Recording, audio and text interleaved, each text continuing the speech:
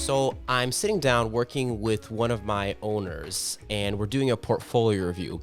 Now, as part of that portfolio review, we're reviewing the rent roll he has on one of his shopping centers. And one of the things that immediately strikes me is that he's got an accounting tenant who pays him $12 per square foot per year modified gross. Translation, that's a really cheap rental rate. And I immediately pointed out to my owner and I say, hey, take a look at this. And the response I get is, well, yeah, I know they're cheap, but they always pay their rent on time. They don't cause any issues. They've been here a while. That's why their rent is so cheap. So we went online and we searched for the cheapest lease listing we could find.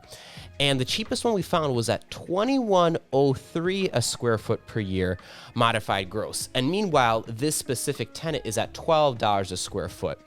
My owner could raise his rent by 75.25% and meet the cheapest option available in the market.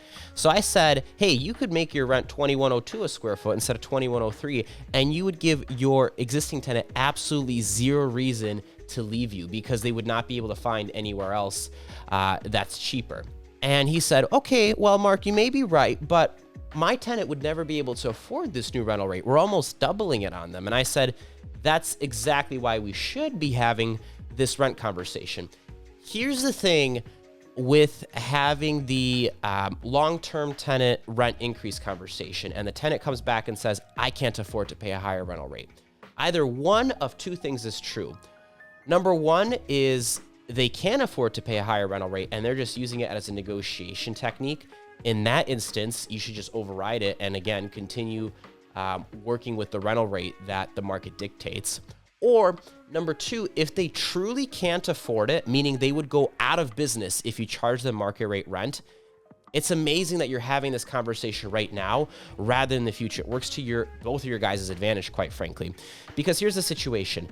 If a tenant, their entire business is based on them paying half of market rate rent or being way below market rate rent, and if they were to pay market rate rent, they would go out of business, that means that tenant is up to the wall financially, because that's what they're telling you, is that they would go out of business. They would not be able to afford paying market rate rent. So you have a tenant in your shopping center who's up to the wall financially. Think about what happens next time there's a financial crisis, next time there's a recession.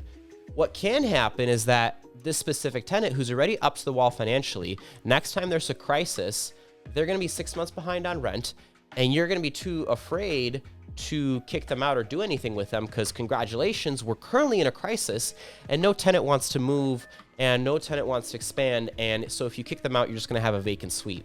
In that instance, if they truly can't afford to pay the market rate rent, what you should say is, hey, my unit costs this much. Right now you're at this. If you can't afford the new rental rate, I'm willing to work with you. We can place you at a different shopping center that I own. We can place you at a different suite that may be a little bit cheaper, but I need to be collecting market rate rent for my suite.